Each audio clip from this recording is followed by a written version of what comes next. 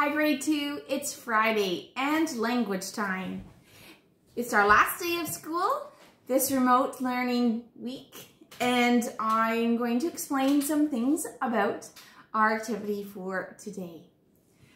We don't have another spelling page for you to do, and there isn't a whole lot assigned for today. That's because if there are any activities that you need to catch up that you left maybe for today, then today you can catch up on that. I am not going to be assigning a lot on Fridays because I want you to be able to have some time and opportunity to catch up on some things that you need to catch up on.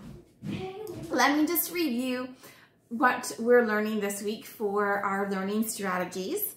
The learning strategy is cause and effect.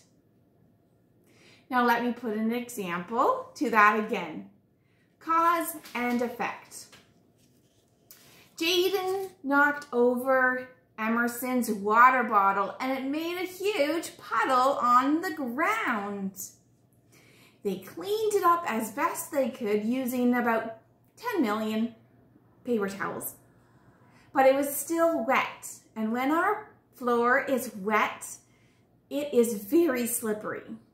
Then Amelia came skipping from her backpack hook and right over that wet spot, and she slipped.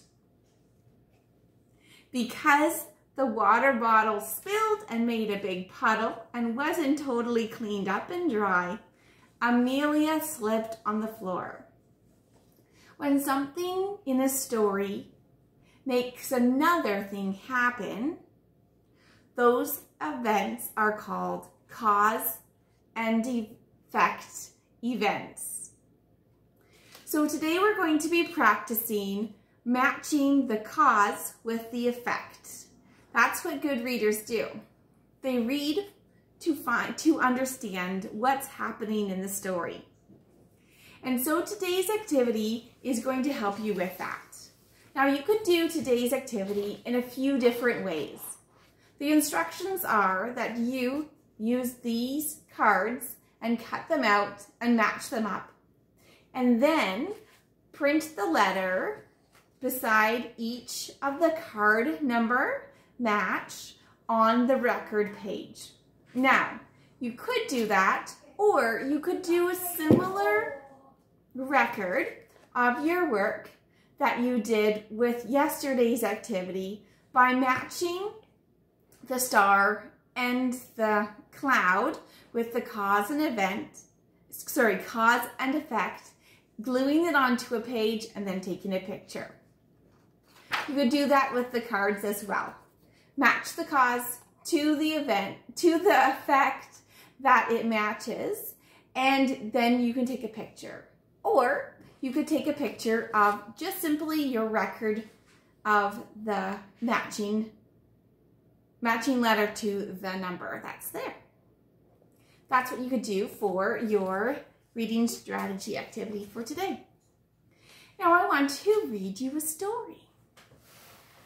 So this is a book that I really love.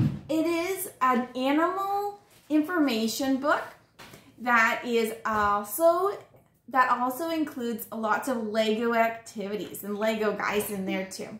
Lots of side little facts and ideas for what you can do for crafts or building for Lego. I'm going to read you from this book. This book is divided into different habitats and different kinds of animals based on where they are found in the world. The section of the book that I'm going to be reading from is called Woodland Animals.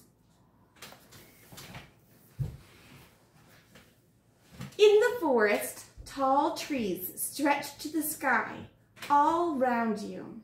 Take a walk in the woods and you may have to look hard for the animals. Trees are great to hide up, and many animals have fur that camouflages them against the ground. The forest changes with each season.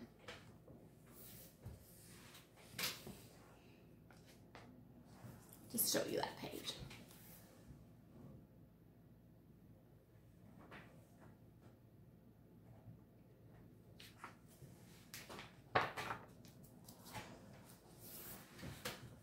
The biggest cat in the world, the tiger, is on the prowl. It crosses a rushing river to follow its prey. It likes to hunt as the sun goes down. The tiger can see 6 times better in the dark than we can. Black and orange stripes help it to hide among the branches. The tiger moves silently. Close to its prey now, it suddenly sprints. It runs almost twice as fast as any human. The tiger pounces.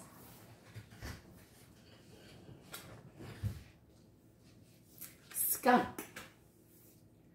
Don't upset the striped skunk. It has a neat trick. The sun is going down. The skunk begins to search for food. But there are dangerous animals around. The skunk has short legs and cannot run fast. It has a better way to escape danger. The skunk turns and blasts the stinky mist from under its tail. Phew! That will get rid of any nuisance.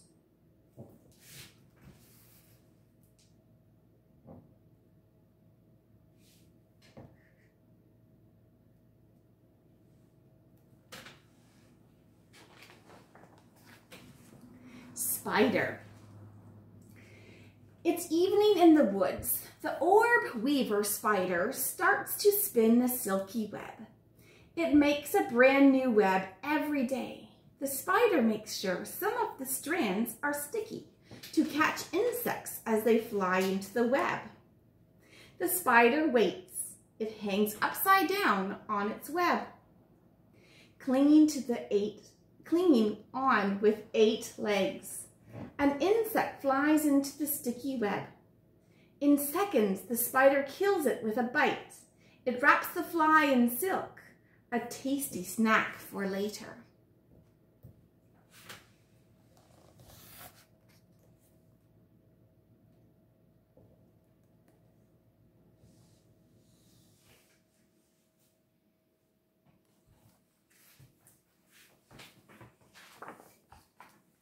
And here's a big page of the woodland animals.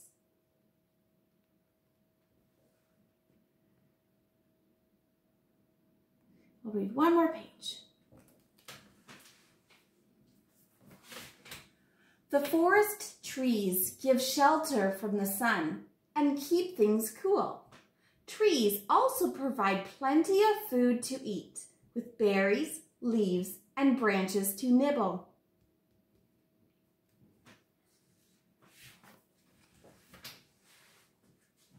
You could rewind this video, and as you look through this book once again, try to identify and classify the animals into their animal groups. I know you've been busy, a lot of you have been busy labeling the animal groups with their different designs and characteristics.